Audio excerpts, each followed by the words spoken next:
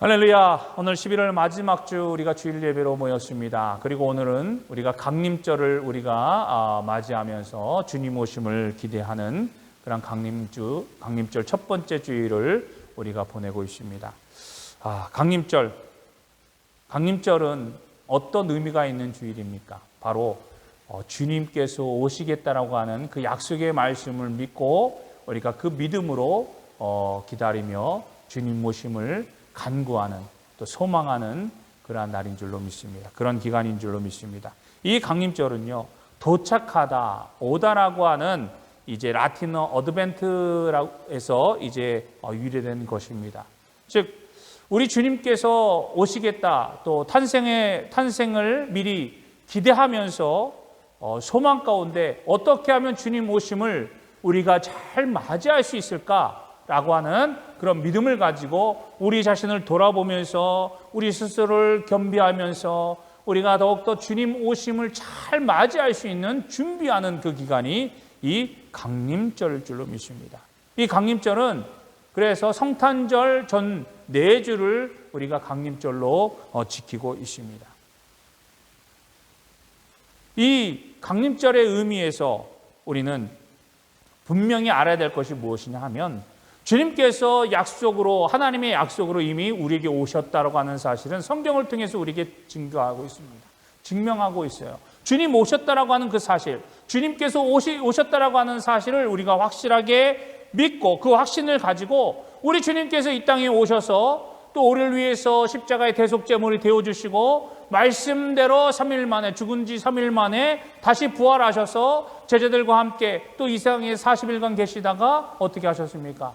하늘로 하나님 보좌 우편으로 올라가지 않았습니까? 그러면서 우리 주님께서 뭐라고 말씀하셨습니까? 내가 다시 올 것이다라고, 주님 다시 재림하실 것에 대해서 우리에게 분명히 약속해 주셨어요. 그렇기 때문에 우리가 지금 이 시대에 우리가 강림절을 준비하면서 맞이하는 그 기간들은 이미 오신 예수님에 대한 그 믿음의 확신을 가지고 다시 오실 예수님, 우리에게 믿음과 소망, 이제는 다시 오실 때에 구원해 주러 오시는 것이 아니라 심판해 주러 오시겠다라고 하는 그 심판 주님, 그 재림의 주님을 기대하면서 우리 스스로가 이미 우리에게 주신 하나님의 말씀으로 새롭게 변화되어지고 겸손한 모습으로 우리 자신을 드릴 수 있는 그러한 믿음으로 살아가는 그런 준비를 하는 그런 기간이 이 강림절 기간이라고 하는 겁니다. 그러므로 우리가 이 짧은 4주를 보내면서 주님 오심을 기대하면서 우리가 다시 오실 주님, 이미 오신 주님을 우리가 분명하게 믿고 우리의 구원에 되신 주님의 그 믿음 가지고, 확실한 믿음을 가지고 다시 오실 주님을 기다리면서 더욱더 확신에 찬 믿음을 가지고 어떤 어려움과 환경이 우리 가운데 있다 할지라도 그것들을 이기고 승리하며 나가는 믿음의 삶을 살아가시기를 주님의 이름으로 간절히 축복합니다. 자, 오늘 우리가 창세기 28장의 말씀을 보았습니다. 함께 읽었습니다. 자, 여기에 등장하는 인물이 누구인가요? 오늘 주인공이 누구이지요? 야곱입니다. 이 야곱은 우리가 신앙생활 하면서 한 번쯤은 다 들었던 인물입니다. 자, 야곱이 태어났을 때의 배경을 우리가 잠시 살펴보면 어떻습니까? 이미 야곱은요, 어머니의 태중에 있을 때부터 정말 요란법석했어요. 성경에서 기록되어 있듯이 그의 복중에서, 어머니의 복중에 있을 때 서로 심히 싸우는 가운데 있었다라고 하는 겁니다. 왜 그랬을까요? 서로 먼저 나오기 위하여. 오죽했으면요, 성경이 기록하기를 야곱이 나오기 전에 그 형 에서가 먼저 나오지 않았습니까? 에서가 나올 때 붉은 빛깔, 온몸이 붉은 빛을 감돌고 있어서 이제 에서라고 하는, 이제 불다라고 하는 의미를 가진 에서라고 하는 그런 이름을 갖게 되어지고, 이제 에서가 나올 때에 참 신기한 일이 벌어지지 않았습니까? 그 형이 나왔는데, 형이 나올 때 온전하게 그냥 형만 나온 것이 아니라 형이 나올 때에 동생이 어떻게 나왔습니까? 바로 발 뒤꿈치를 붙잡고 나오지 않았습니까?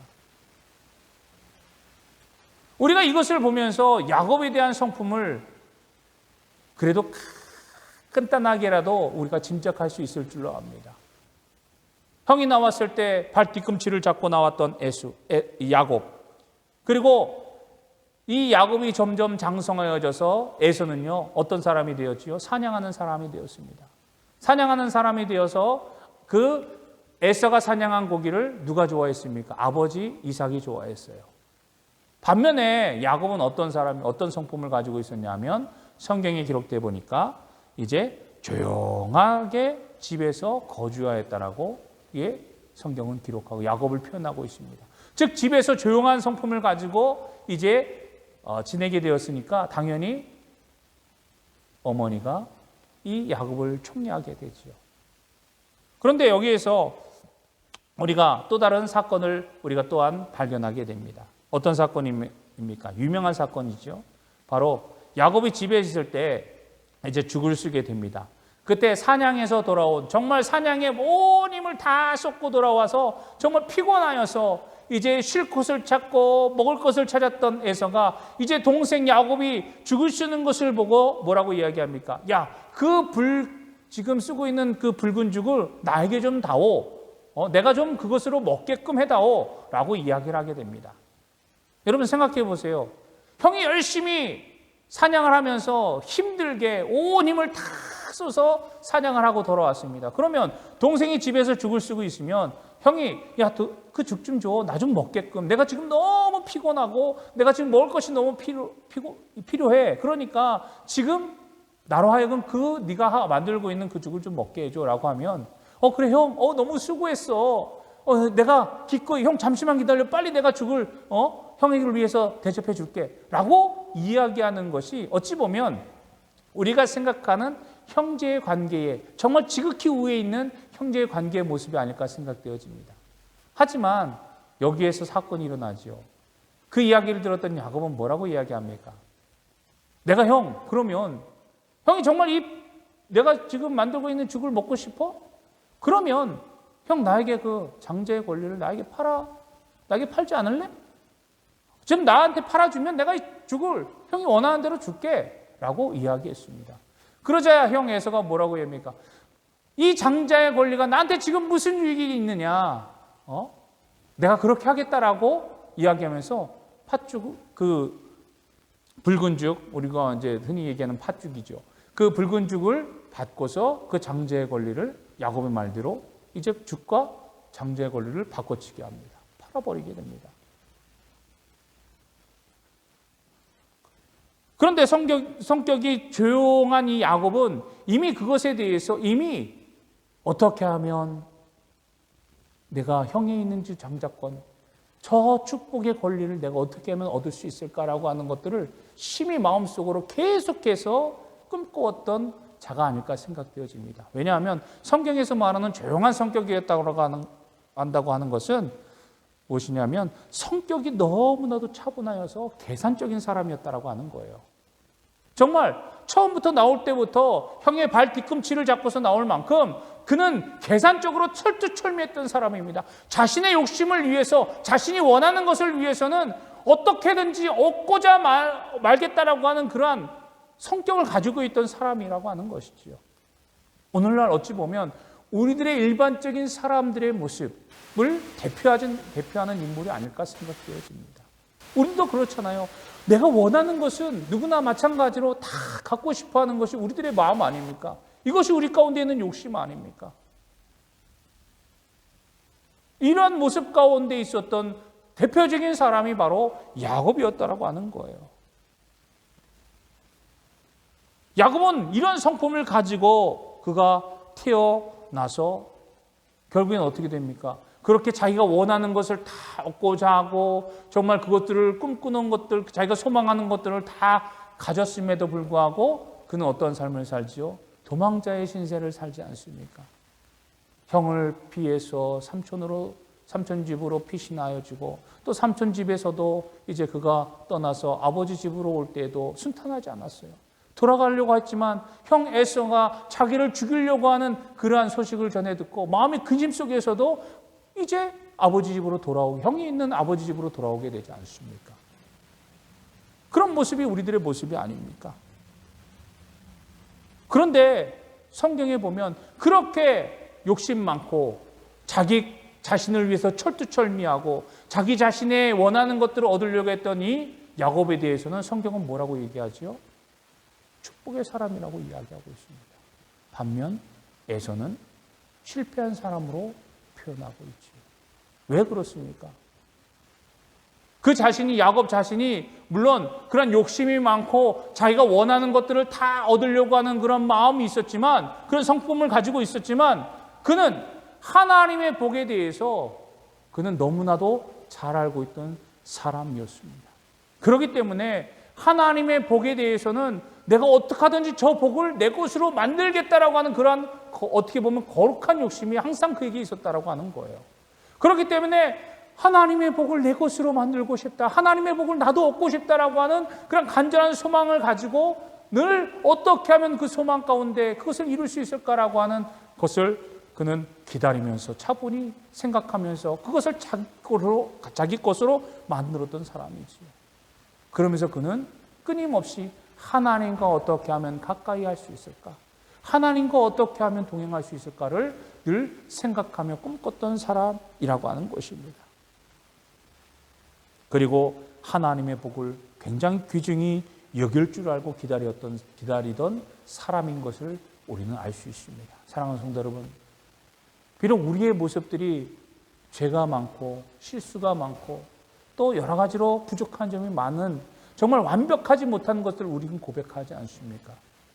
그럼에도 불구하고 우리가 하나님께로 나아갈 수 있는 이유는 우리를 위해서 우리 모든 죄를 대속하시고 이 땅에 약속의 말씀으로 오신 주님께서 우리의 모든 죄를 사하시고 대속제물이 되시고 이제는 다시금 오시겠다라고 했던 그 주님을 기다리는 그 믿음을 가지고 이제 우리가 기다리면서 또 주님을 향한 확고한 믿음과 신앙을 가지고 나아갈 때 우리도 야곱과 같은 이러한 축복을 누릴 수 있게 됨을 여러분 믿으시기 바랍니다.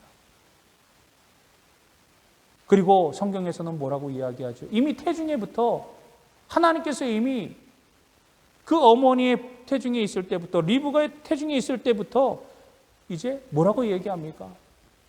너의 태중에서 두 민족이 서로 싸우는데 먼저 된 자가 나중 된 자를 섬기겠다라고 얘기하지 않습니까?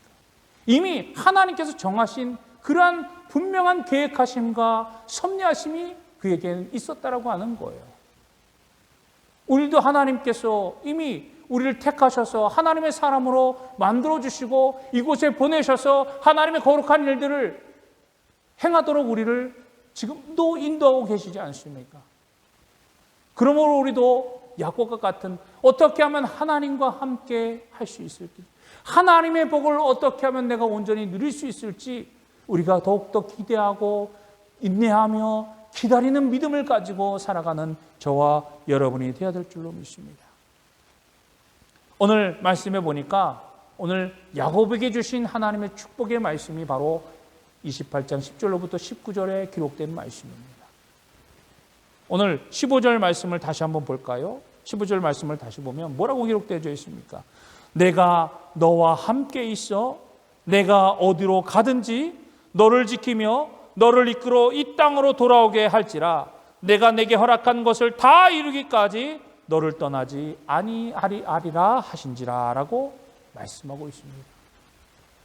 하나님께서 야곱에게 내가 너와 함께 있겠다라고 말씀하시면서 뭐라고 이야기하지요? 내가 너를 떠나지 않겠다. 언제까지? 내가 너에게 약속한 모든 것을 다 이루기 전까지는 떠나지 않겠다라고 말씀하고 있습니다. 여러분, 얼마나 큰 하나님의 놀라운 축복입니까?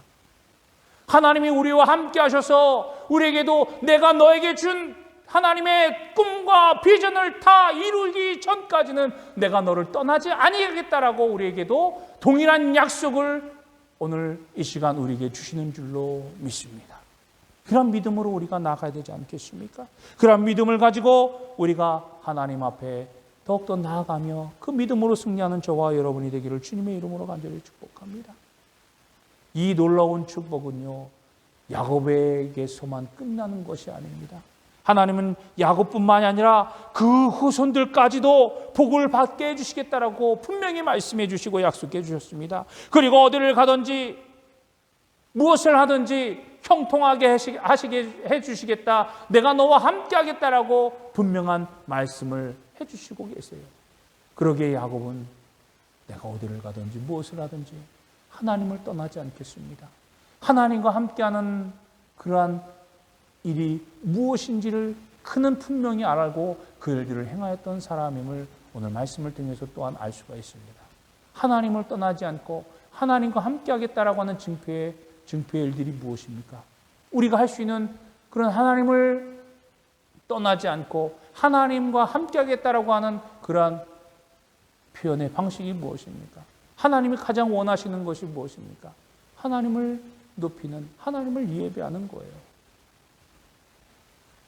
그러면 우리가 어디를 가든지 무엇을 하든지 가장 먼저 우리가 행해야 될 것이 무엇입니까? 바로 예배의 자리를 소중하게 여기는 거예요. 예배의 자리를 찾는 겁니다. 예배의 자리에서 하나님을 예배하고 하나님 앞에 나의 삶을 드리며 하나님의 말씀을 기다리며 하나님의 은혜 가운데 살기를 결단하며 나아가는 것이 우리에게 필요하다고 하는 것입니다. 사랑하는 성도 여러분, 우리가 대강절을 맞이하면서 대강절을 지내면서 주님 오심을 준비하면서 기다리면서 우리가 무엇보다도 하나님 앞에 드려야 될 것이 무엇입니까?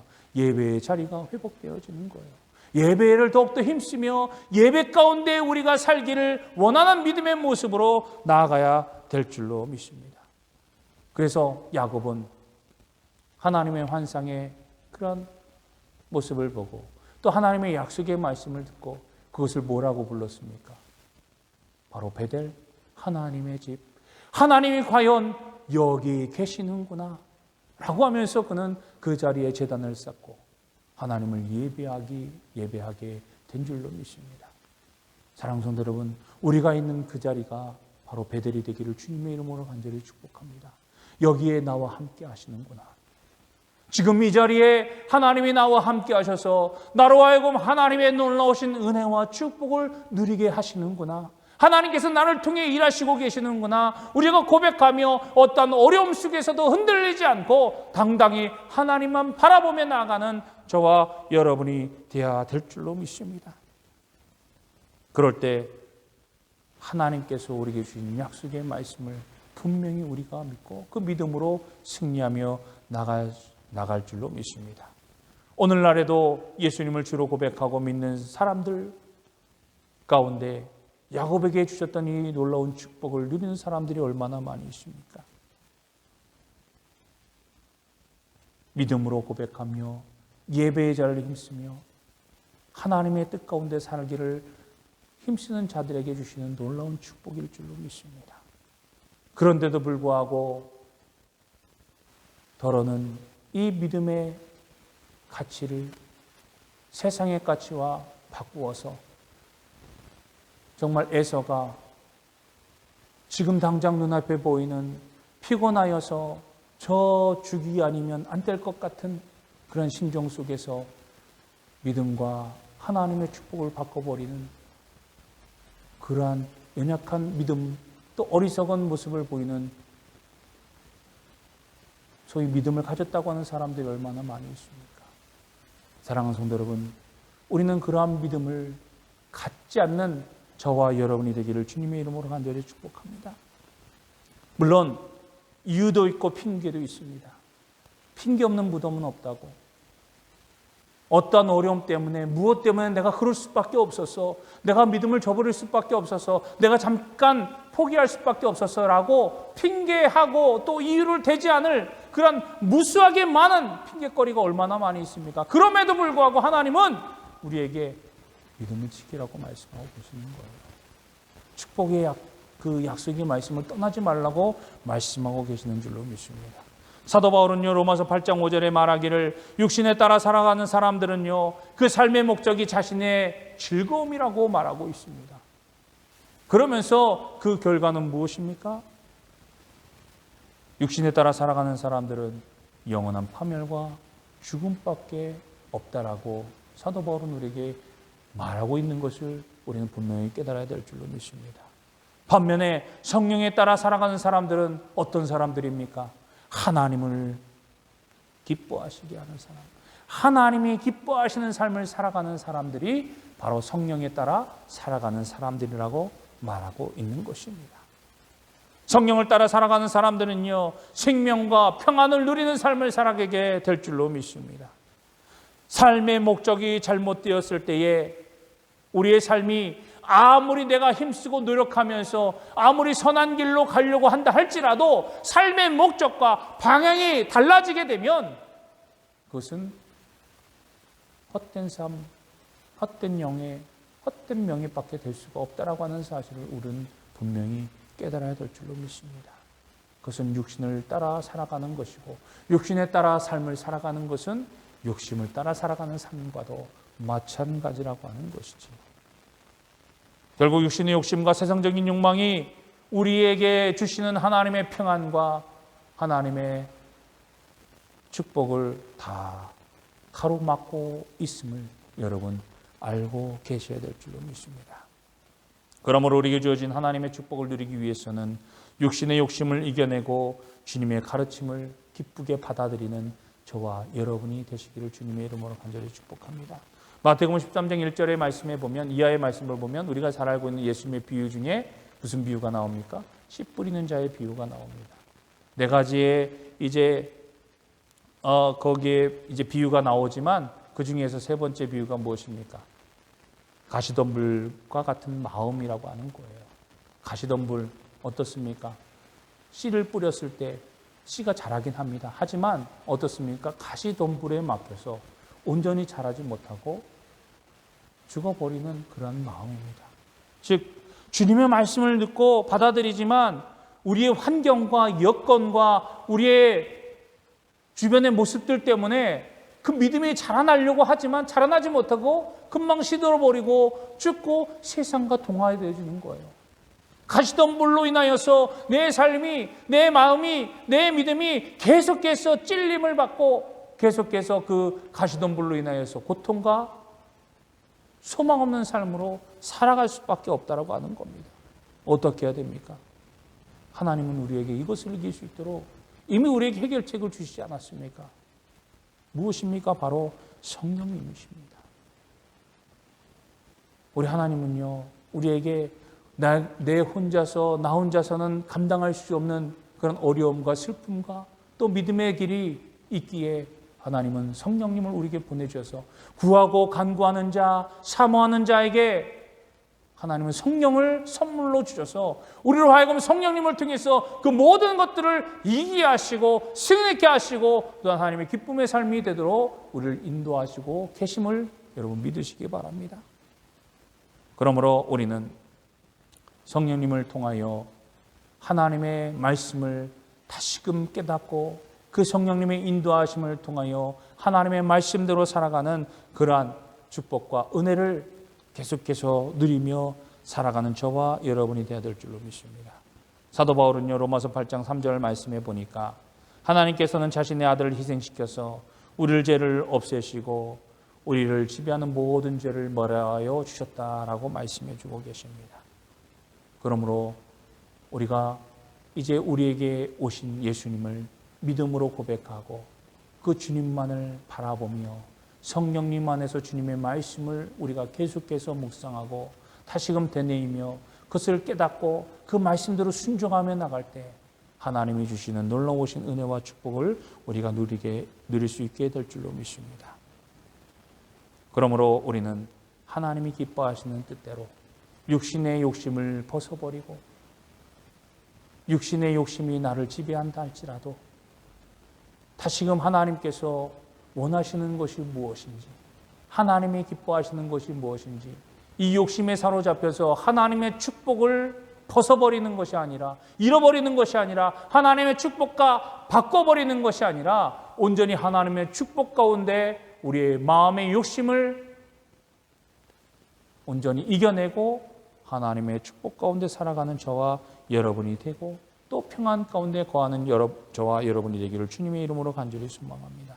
사랑하는 성도 여러분, 다시 한번 말씀드립니다. 저와 여러분은 하나님을 믿고 예수 그리스도를 구주로 고백하는 하나님의 거룩한 자녀들입니다. 그러므로 육신이 요구하는 대로 살아서는 안 되는 것입니다. 우리에게 주신 성령님의 인도하심을 받아서 주님의 약속의 말씀을 계속해서 되뇌이며 묵상하며 말씀대로 승리하며 순종하며 살아가는 그러한 삶을 살아야 될 줄로 믿습니다. 야곱이 비록 욕심이 많고 자기의 그 욕심을 채우기 위하여 자기가 바라는 모든 것을 채우기 위하여 그러한 성품을 가지고 그런 삶을 살았다 할지라도 그가 하나님과 함께하고 하나님을 떠나지 않고 하나님을 붙잡고 하나님이 참된 주님을 그는 고백하면서 하나님과 동행하기를 힘썼을 때 하나님이 그와 함께 하시겠다라고 약속해 주시고 그는 축복의 사람으로 거듭날 수 있게 된 것처럼 우리들도 하나님을 떠나지 않고 하나님과 동행하면서 하나님의 말씀대로 살아가기를 힘쓰는 그래야 변화된 심령으로 하나님이 원하시는 뜻대로 살아가는 그런 믿음의 삶이 되어 하나님이 주시는 놀라운 축복을 누리는 그러한 삶을 살아야 될 줄로 믿습니다. 하나님이 기뻐하시는 삶을 살아감으로써 우리가 하늘의 빛과 같이 정말로 하나님이 원하시는 그런 빛과 소금의 삶을 살아가면서 아름답고 좋은 열매를 맺고 하나님이 원하시는 그런 믿음의 분량이 온전히 우리 가운데 자라나서 하나님 앞에 잘했다 칭찬함을 듣는 우리 모두가 되기를 주님의 이름으로 간절히 축복합니다. 대강절을 지내면서 주님을 어떻게 맞이할 것인가, 무엇보다도 주님이 기뻐하시는 삶을 통하여 우리의 자신을 온전히 드리는 그런 믿음의 모습으로 승리하며 우리 자신을 기쁨으로 드리는 저와 여러분의 삶이 되시기를 주님의 이름으로 간절히 축복합니다. 기도하겠습니다.